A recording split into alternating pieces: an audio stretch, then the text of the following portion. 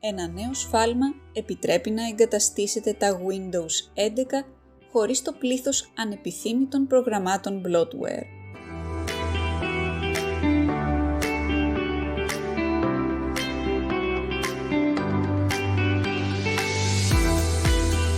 Αυτό το κόλπο δεν ήταν προγραμματισμένο από τη Microsoft, αλλά προέκυψε λόγω ενός σφάλματος.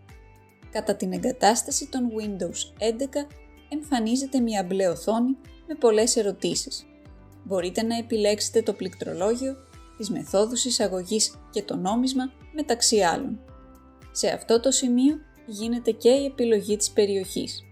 Αν επιλέξετε τα αγγλικά ως περιοχή, η εγκατάσταση των Windows 11 θα γίνει χωρίς προεγκατεστημένα προγράμματα bloatware. Αυτό συμβαίνει επειδή παρουσιάζεται ένα σφάλμα στα Windows 11 που εμποδίζει την κανονική διαδικασία εγκατάστασης της εφαρμογής. Το πρόγραμμα εγκατάστασης των Windows 11 και η εμπειρία out of box της Microsoft που εξαρτώνται από το διαδίκτυο δεν μπορούν να αλλάξουν τη γλώσσα για τα αγγλικά και τα ευρωπαϊκά αγγλικά.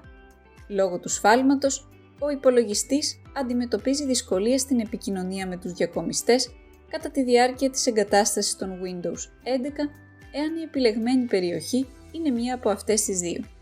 Παρόλο που θα εμφανιστεί ένα μήνυμα σφάλματος κατά τη διαδικασία εγκατάστασης, μπορείτε απλά να το αγνοήσετε κάνοντας κλικ στο κουμπί παράληψη. Μην ξεχνάτε να αλλάξετε την περιοχή σας στη σωστή μετά την εγκατάσταση των Windows 11. Διαφορετικά, ορισμένες υπηρεσίες όπως το Microsoft Store ενδέχεται να μην λειτουργούν. Η Microsoft επιβεβαίωσε ότι γνωρίζει για το πρόβλημα και αυτή τη στιγμή το ερευνά περαιτέρω. Δεν είναι γνωστό πότε θα διορθωθεί το σφάλμα, ωστόσο είναι πιθανό να αποκατασταθεί με τις επόμενες ενημερώσεις των Windows.